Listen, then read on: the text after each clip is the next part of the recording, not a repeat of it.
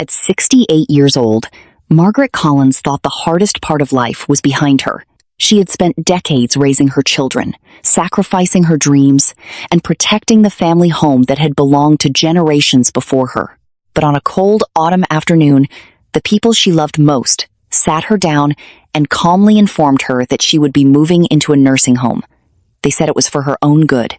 They said she could no longer take care of herself. Yet as Margaret watched them avoid her eyes and whisper about real estate documents, she realized the truth was far more painful. Her children did not want to care for her. They wanted her house. Heartbroken and alone, she left the only home she had ever known, believing she had lost everything. But hidden beneath decades of dust, behind a locked door in an attic sealed since 1950, waited a secret her grandfather had protected for nearly 70 years. A secret powerful enough to expose betrayal, uncover a forgotten fortune, and change the fate of everyone in the Collins family forever. What Margaret was about to discover would prove that sometimes the people who throw you away are the very ones who lose everything in the end. Margaret Collins had lived in the old family house for more than 40 years. Every creaking floorboard, every faded photograph hanging on the walls, and every flower blooming in the garden carried a memory she cherished. The house was not grand, nor was it worth much in her eyes, but it held the story of her entire life. It was where she had raised her children, celebrated holidays, mourned losses, and built a family with the man she had loved until the day he died. To Margaret, it was far more than a piece of property. It was home. On a gray Tuesday afternoon, she was standing in the kitchen preparing tea when she noticed a black SUV pulling into the driveway. A few seconds later, another car arrived behind it. She smiled as she recognized her son David stepping out of the first vehicle and her daughter Linda emerging from the second. It was unusual for both of them to visit at the same time, especially without calling ahead. Thinking they had come to spend time with her, Margaret happily placed 3 cups on the dining table and poured fresh tea. But the moment her children walked through the door, she sensed something was wrong. Neither of them smiled the way they normally did. Neither asked how she was doing. David's face looked tense, while Linda avoided eye contact entirely. "Mom, can we sit down for a minute?" David asked. "There's something important we need to discuss." Margaret felt a strange knot form in her stomach, but she nodded and joined them at the dining table. The room felt unusually quiet. The tea sat untouched as David cleared his throat. "We've been worried about you," he began. Margaret looked confused. "Worried about me? Why?" Linda leaned forward slightly. "You've been living alone for years now. This house is too much for one person to manage." Margaret frowned. "I've managed just fine so far." David exchanged a glance with Linda before speaking again. "We don't think that's true anymore." The words landed heavily in the room. Margaret stared at her son. She still cooked her own meals, paid her own bills, cleaned the house, and took care of her garden. She moved a little slower than she once had, but she was far from helpless. "What exactly are you trying to say?" she asked quietly. David inhaled deeply before delivering the sentence that would change everything. "We found a nursing home for you." For a moment, Margaret thought she had misheard him. The words sounded distant, almost unreal. "A nursing home?" she repeated. Linda forced a small smile. "It's a very nice place, Mom. One of the best in the county." Margaret felt the blood drain from her face. She looked from her daughter to her son and back again. "You've already found a place?" Neither answered immediately. Their silence spoke louder than any explanation could. This wasn't a conversation. It wasn't a suggestion. It was a decision that had already been made without her. Her hands tightened around the edge of the table. "You made plans for my future without even asking me?" she whispered. David's expression hardened. "We're doing what's best for you." Margaret looked around the room. Her eyes drifted to the family photographs covering the walls. There was David at 8 years old, holding his first baseball trophy. There was Linda in her wedding dress, smiling brighter than she ever had before. There was her late husband standing proudly beside the garden he had planted with his own hands. Every photograph represented years of sacrifice, love, and devotion. She had spent her entire life putting her children first. She had worked extra shifts when money was tight. She had gone without new clothes so they could have everything they needed. She had comforted them through heartbreak, sickness, and failure. Yet now, sitting across from her, they spoke as though she were a problem that needed to be managed, a burden that needed to be moved somewhere else. "What happens to the house?" Margaret finally asked. The question hung in the air. For the first time, both David and Linda looked uncomfortable. They exchanged a quick glance, a glance they thought their mother wouldn't notice, but she did. And in that instant, something deep inside her began to break. David leaned back in his chair. "The house is getting difficult to maintain." Margaret said nothing. Linda spoke next. "The property value has increased a lot over the years." Property value. The words echoed in Margaret's mind. Not family history. Not memories. Not home. Property value. Suddenly, everything became painfully clear. Their concern wasn't really about her health. It wasn't about her safety. It wasn't even about her happiness. It was about the house, the land, the money. And for the first time in her life, Margaret realized that her own children might already be imagining what they could gain once she was gone. The following morning, Margaret sat alone by the window of her room at the nursing home, staring at the endless rows of parked cars outside. The room was clean, quiet, and comfortable enough, but it felt nothing like home. The walls were blank. The furniture was unfamiliar. Even the air seemed different. For the first time in decades, she woke up without hearing the old grandfather clock in the hallway or the birds singing outside her kitchen window. Everything that had once been familiar had been taken away in a matter of days. She tried to convince herself that perhaps her children truly believed they were helping her, but deep down, she knew better. Every time she remembered the look they exchanged when she mentioned the house, the same painful realization returned. The house had become more valuable than the woman who lived inside it. Days passed slowly. Most residents spent their time watching television, playing cards, or sitting silently in the common room. Margaret tried to join them, but her heart wasn't in it. She spent most afternoons looking through old family photographs she had managed to bring with her. The pictures reminded her of a life that suddenly felt very far away. One rainy afternoon, nearly a week after arriving, a nurse entered her room and informed her that she had a visitor. Margaret's face brightened immediately. She hoped it might be one of her children coming to apologize, but when she reached the visitor's lounge, she found only her granddaughter Sarah waiting for her. The teenager jumped to her feet and wrapped her arms tightly around her grandmother. "I missed you, Grandma," she said softly. Margaret felt tears forming in her eyes.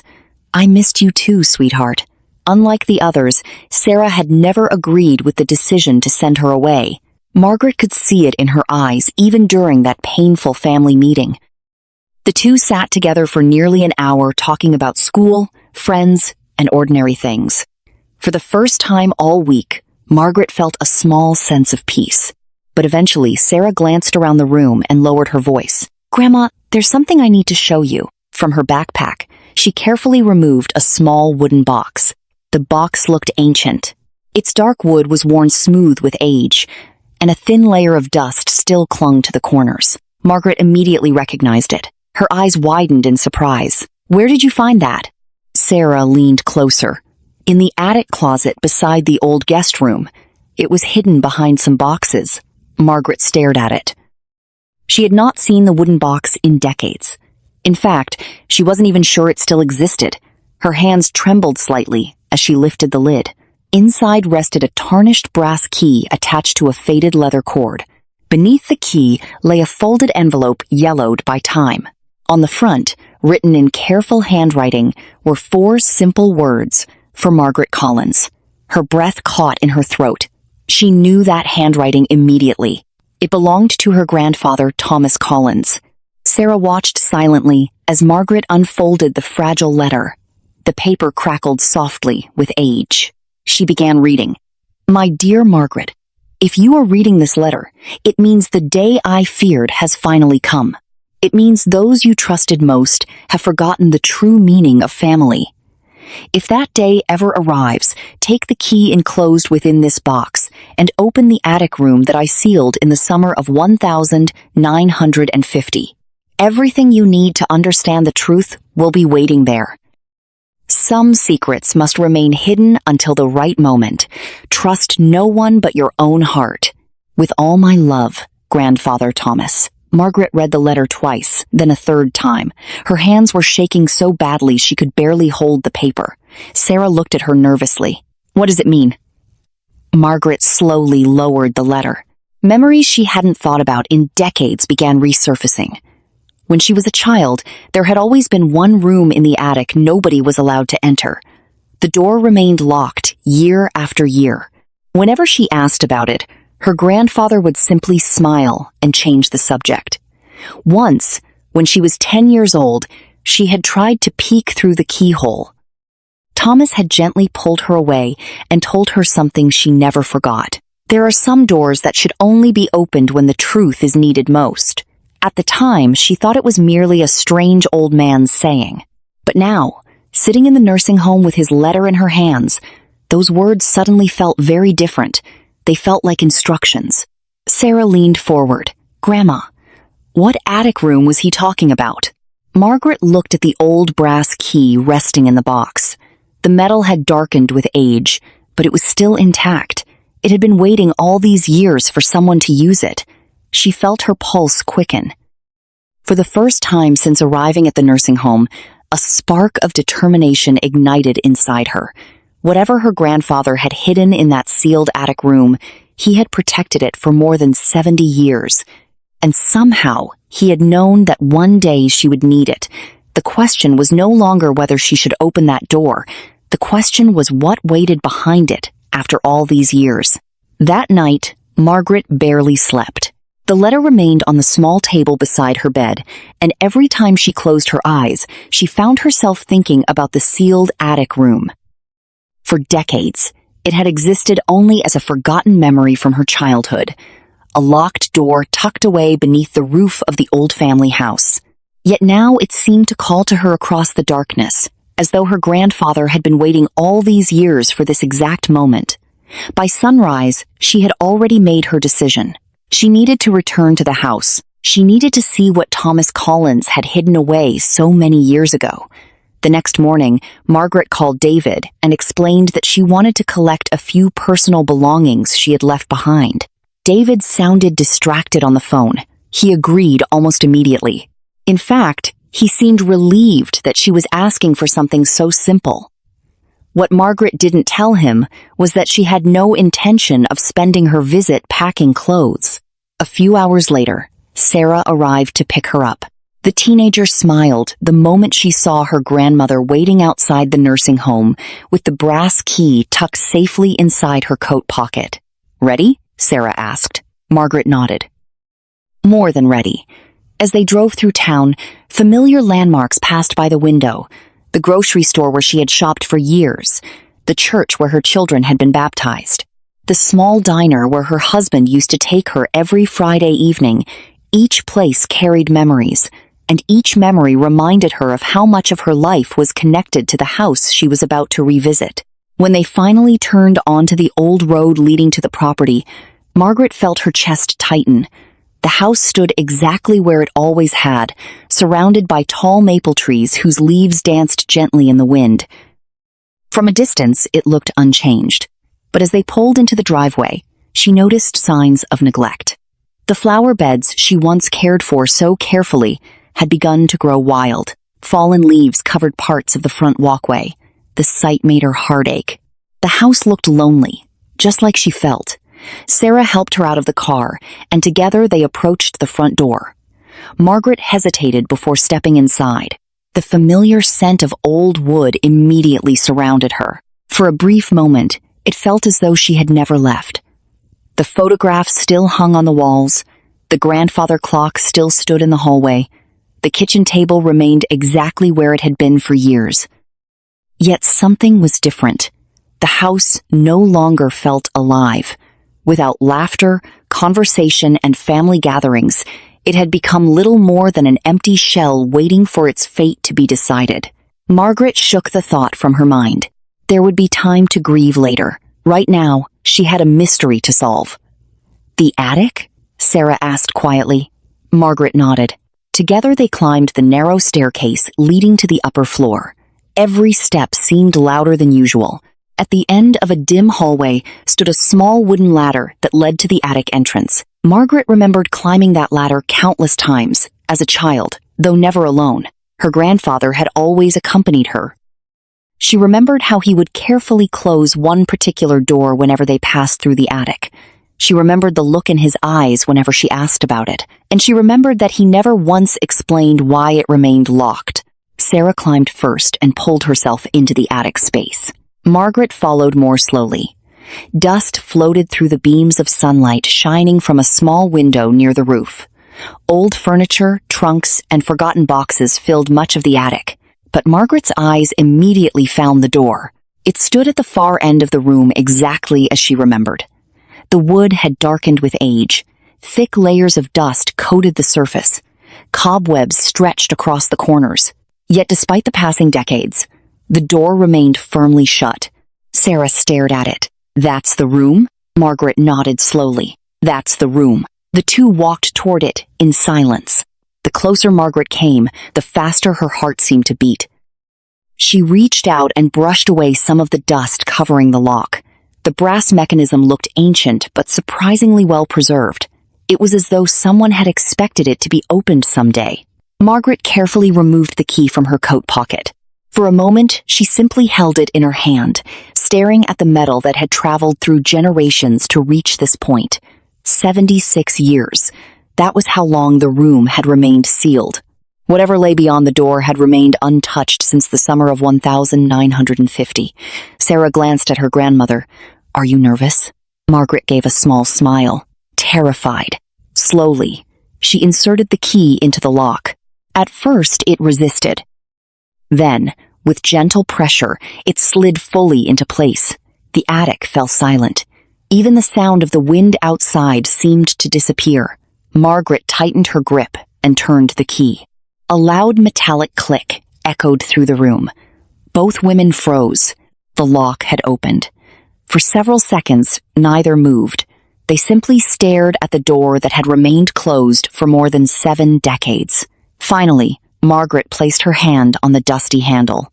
Her grandfather's letter echoed in her mind. "Everything you need to understand the truth will be waiting there." Taking a deep breath, she slowly pushed the door open.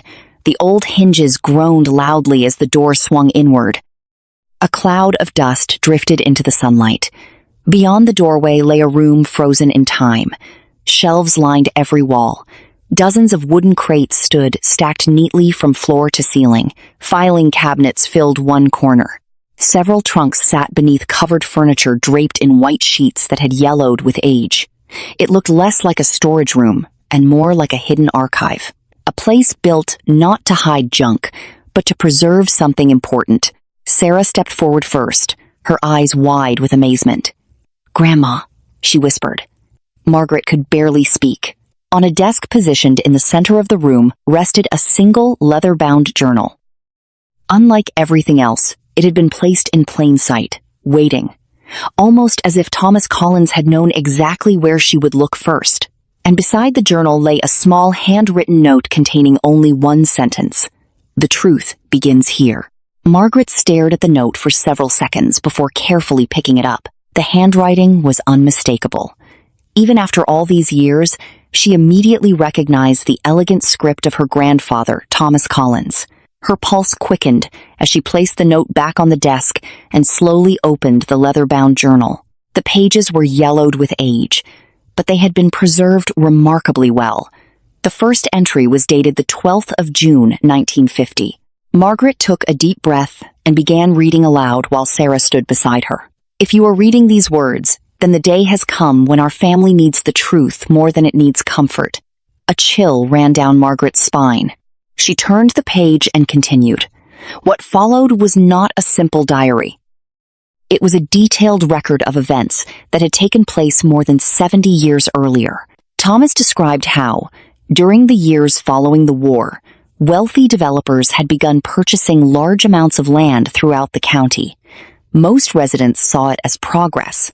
New businesses arrived, roads were expanded, property values increased. But according to Thomas, something far more troubling had been happening behind closed doors. As Margaret continued reading, she learned that dozens of local families had lost valuable land under highly suspicious circumstances. Some owners had been pressured into selling. Others had signed documents they did not fully understand. In several cases, records had mysteriously disappeared from county archives. Entire properties had changed ownership with almost no explanation. Thomas had become suspicious after one of his closest friends lost a farm that had belonged to his family for generations. The official explanation claimed unpaid debts had forced the sale, but Thomas knew the man had no such debts.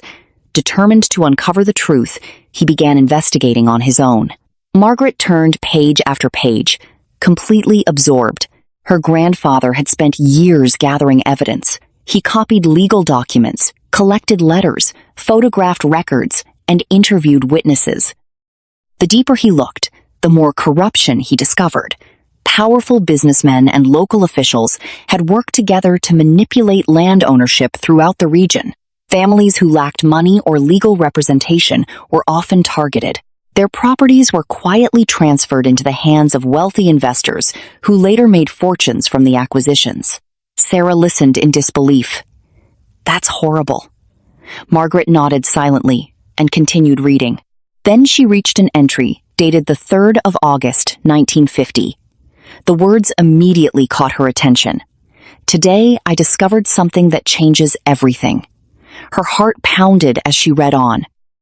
Thomas explained that during his investigation, he uncovered evidence involving his own family. Hidden among the records was proof that a large tract of land belonging to the Collins family had been fraudulently transferred decades earlier. The documents showed that the transfer should never have been legal. Even more shocking, the rightful ownership had never actually been extinguished. It remained dormant, buried beneath layers of fraudulent paperwork. Margaret exchanged a stunned look with Sarah. "Are you saying our family still owns land?" Sarah asked. "I don't know," Margaret replied. "Let's keep reading." Several pages later, the journal revealed why Thomas had sealed the attic room. As his investigation progressed, he began receiving threats. Anonymous letters appeared in his mailbox. Strangers followed him through town. One evening, someone attempted to break into his office. Thomas realized the evidence he had gathered placed him in danger. Fearing that the records would be destroyed, he made a decision. He converted the attic room into a secret archive and moved every piece of evidence there. Only he knew its full contents. He intended to expose the corruption publicly, but before he could complete his work, several of the individuals involved died, businesses changed ownership, and many key witnesses disappeared.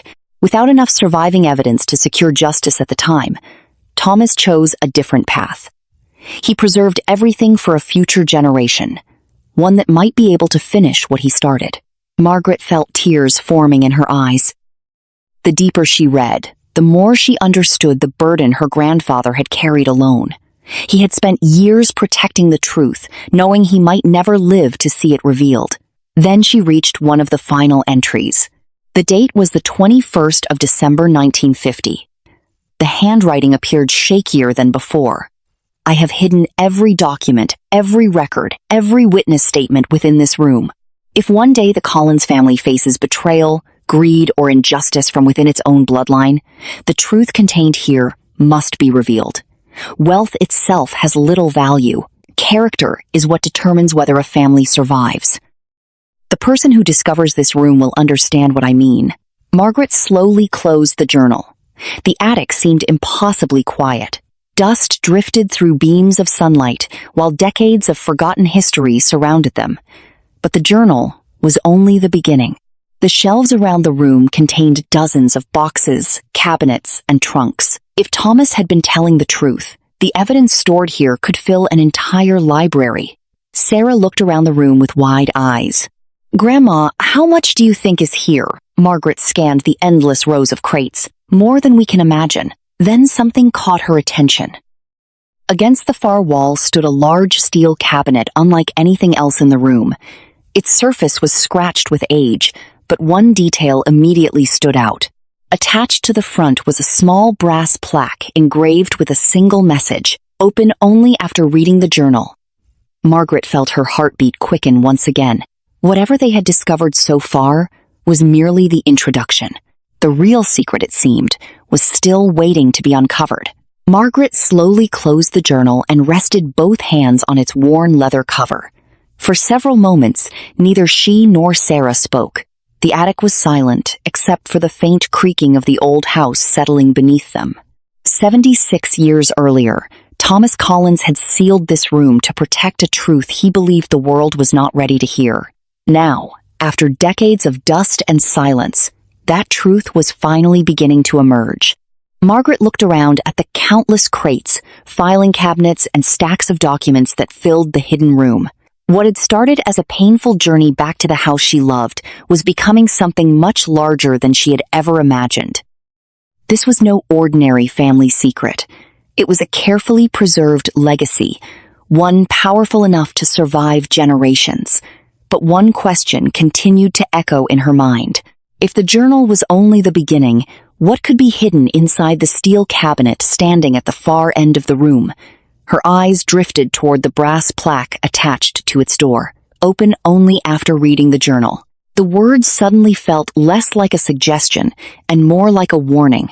Thomas had wanted her to understand the story before seeing what came next, and that realization made her heart race. Because if the journal had already revealed corruption, stolen land, threats, and decades of hidden evidence, then whatever waited inside that cabinet had to be even more important. Sarah followed her gaze and swallowed nervously. "Grandma, do you think that's where the real secret is?" Margaret didn't answer right away. Instead, she stepped closer to the cabinet and gently placed her hand against the cold steel door.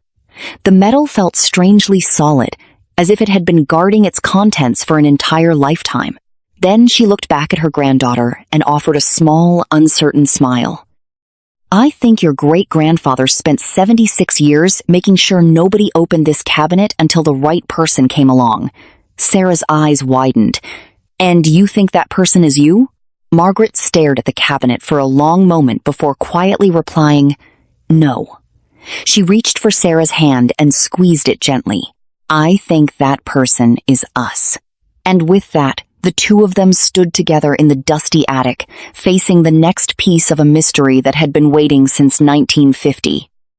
Neither of them knew that the contents hidden behind that steel door would soon expose a fortune, reveal a betrayal that reached far closer to home than either could imagine, and change the future of the Collins family forever.